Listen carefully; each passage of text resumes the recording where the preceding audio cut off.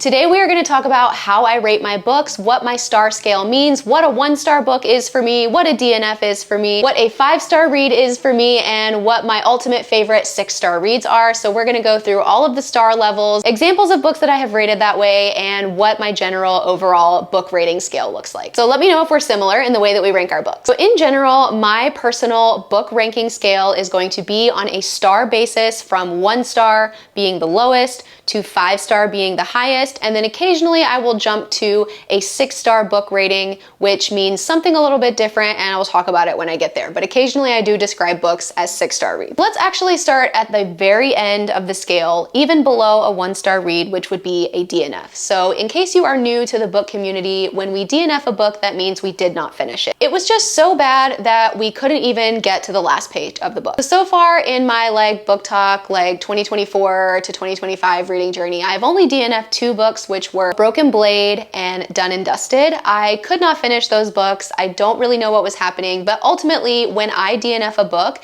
it is because it is so severely not holding my interest that I cannot continue to turn the page or to keep playing the audiobook, and I simply just don't care. It's very sad when that happens, and also it's a big deal when that happens because I am somebody who watched something like Lost and Vampire Diaries and The 100 all the way up to the very end and the last episode, where at that point, all of those shows were sort of fighting for their lives, and the finales were ultimately pretty bad. I can hang on to a bad thing if I'm invested in it and everything before it was so good that it doesn't really matter if the end is terrible. I can watch and read some pretty bad stuff. So if I DNF a book, I really didn't like it and it was super bad. And then also when I DNF a book, I know that I say super bad, I mean in my opinion. When I DNF a book, it's an individual experience, and it doesn't mean that the book that I'm reading is a bad book or that it is written badly or that there's something wrong with it. It just means that it wasn't for me. So if I DNF a book, I might tell you, I'll tell you why I didn't love it. I'll list out the reasons. I'll probably yap and complain about it and say something negative. However, that doesn't mean you shouldn't try that book if the plot is interesting to you, if you picked it up and you thought it looked good, or if you've read something by that author before. You can read my DNFs, but this is just why I would DNF a book. So moving on to the 1-star rating, this is going to be a book that I ultimately finished, that I probably dragged myself through, and that I am probably upset that I finished. So sometimes I feel like a 1-star review might be worse than a DNF because I have finished it and I'm so angry about it that I've got even more bad stuff to say, because at that point I feel like it was probably a waste of my time and I shouldn't have finished it. And then examples of 1-stars that I've had in my reading journey would be The Coven by Harper L. Woods. That book I feel was just not for me, and I should have DNF'd it probably, and now that I've rated it 1 star and it's finished and I can't get back my time, I'm ultimately always very angry when I talk about it, and I'm just I wish I hadn't read that book. I'm angry at the potential that it had. And the reason that it was a 1-star is because literally the vibes were so off. I am not ever usually rating something a 1-star because the writing was bad, or there was a spelling mistake, or there was a technical issue with the book. I really don't care about that, and my star rankings have nothing to do with literature or the writing or the technical aspects of the book. I am primarily a vibes reader. So the vibes were extremely off in The Coven. I felt the romance was awkward. It was grapey feeling. I felt the characters were very surface level, the world was very surface level, and it just felt weird and uncomfortable, and I didn't get anything out of it. The world was so beautiful and the magic system was so beautiful, but we were never shown any of it. So it all felt it was for nothing. That is what that book felt like. It felt like it was a whole bunch of stuff. It was a whole bunch of work to read it, and then I got nothing out of it. I didn't feel anything. I felt very unsettled and unfinished and gross with the romance, and it was just not for me. In my opinion, a 1-star book is something that felt like a waste of my time, something I am angry that I read, something that made me angry while I was reading it and not in a good rage read way. Also something that stays with me. I will never forget how bad The Coven was, and that is why it's a 1-star. So moving into the 2-star rating, these are a little bit nuanced. These are a little bit complicated. It's very hard for me to rate something 2 stars. I would say ultimately 2-star means that I didn't like the book. I understood why it was a good book and why other people would like it. For example, I wouldn't recommend The Coven to anybody, but a 2-star book could be I can see that it is a beautiful story and it was written really well and it's got things that definitely I think other people would like, and that I could still like recommend to them.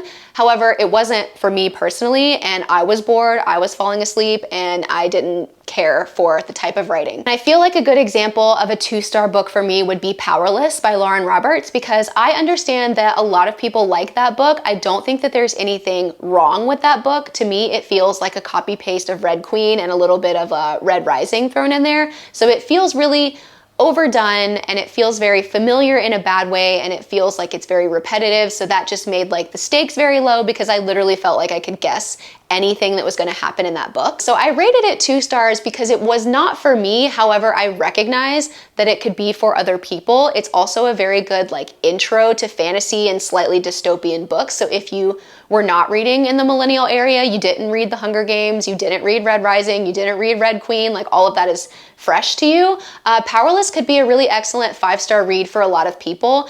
But for me, it was a 2-star because I just didn't vibe with it. I felt like it was predictable. I had to drag myself through it. It took me like a month to read it, and it's not that long of a book. So that is ultimately why that was a 2-star for me. Something else that was a 2-star for me was Heartless Hunter. And the reason that that was 2 stars, again, is because I know how many people like it. It is not a poorly written book. It's not a bad story. But to me, I like a lot of depth in my world building. I like a lot of depth in my character development. This had very minimal world building that I thought was not done well. It wasn't integrative world building. It was just sort of like, have fun guessing where we are, have fun guessing what's happening, draw your own conclusions, make your own assumptions, and just like figure everything out. And I didn't want that. I need a little bit more direction. And then I also felt like it was advertised kind of incorrectly. I don't think it was enemies to lovers at all, especially since we are dual POV. So you're getting the internal thoughts of the FMC, but you're also getting the internal thoughts of the MMC, the main male character.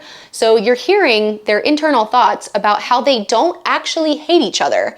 However, this is enemies to lovers, and they're telling themselves that like, oh, I think I should hate them. I think I should not like them. He's supposed to be my enemy. That is not the same as someone actually being your enemy, okay? I didn't like that. I don't like that we sort of like use buzzwords to sell a book, and then the book is not ultimately what you said it was. That makes me really mad. So when I feel betrayed, I'm definitely like ticking off stars. And I definitely felt betrayed with the romance and with the story for something like Heartless Hunter. However, I do understand that, again, other people like it, other people like the romance, other people aren't looking for what I'm looking for, so I felt like 2 stars was fair. When we talk about a 3-star book, this is where it starts to get a little bit weird, because I do very regularly still recommend and tell other people to read books that were 3 stars for me. That might be a little controversial, but let me tell you why. So the best example I have of a 3-star book is going to be Fourth Wing by Rebecca Yarros. Now, I halfway really liked that book, and then I halfway really didn't. So there was some parts that I absolutely loved, which would be the dragons, the story, the like trials, the war college, and then there is the romance that I really didn't like. So it was like highs and lows. And I feel like it was 3 stars because I fully like ate this book up and enjoyed it and had a good time reading it in a very short amount of time. So I liked the book. It was easy to read. I enjoyed the story.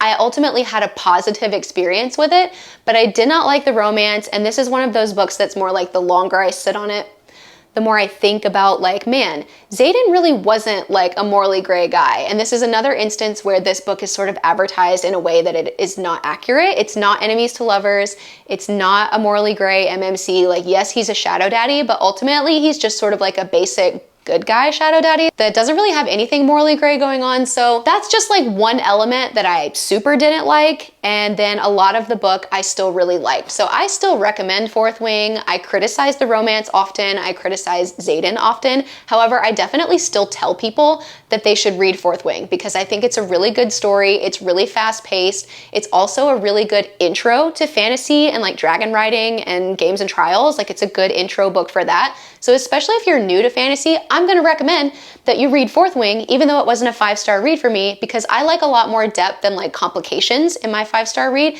And this is just like a simple fantasy, like plot twist, high stakes, fast paced, that like a lot of different people can like, whether you're intro or you've been reading fantasy forever. That is why Fourth Wing was a 3-star for me. I ultimately liked the books. I just have quite a few criticisms on it, so I can't give it something like 4 or 5 stars. So then we move into a 4-star read, which is the majority of my reads because I'm very picky about 5 stars, so I can't give you a full list of like all my 4-star reads. However, when I read a 4-star book, it is usually the majority is positive. I like almost everything about it. Sometimes I like everything about it and I get really excited and I immediately start recommending it to everyone. Now, why isn't that a 5-star? Because a 5-star, when we get to it, I'll explain it better. A 5-star has to be life-changing. So a 4-star, in my opinion, in my rating scale, is just a really good book that I would definitely recommend, that I would probably reread, that I would recommend to my friends. I would feel very confident that they would like it. So it's just like a good, solid book. I feel like When the Moon Hatched was a 4-star read. Darkmoor Penitentiary, 4-star read. Pestilence by Laura Thalassa, 4-star read. Like the vibes were vibing. I had a great time. Ultimately, it wasn't like extremely life-changing and I don't feel a lot of like super hyped up extra emotion about it. So it just gets like a solid, good job, loved the book, 4-star. That moves us into a 5-star read, which is basically like a book that I think about really often, that when I finish it, I feel like a wave of emotions. I'm usually super sad that I finished it. I don't want it to end. I don't want to leave the world. I don't want to leave the characters. And I have to like immediately tell everyone that they have to read the book. Not just like, oh yeah, this was great, you should read it, but like, oh my God, you have to read this book. That's what a 5-star would be. Ruthless Boys of the Zodiac, Spark of the Everflame, like the Lightlark Saga up until you get to book 3. So just books 1 and 2 from Lightlark would be 5-star reads. Serpent in the Wings of Night, the Guild Plated Prisoner series by Raven Kennedy, all of those would be 5-star reads. And those are like super excellent. My favorite books, like whenever I make recommendation roundups that are like my favorite of all time or my favorite books, all of those are usually going to be either like a 4.5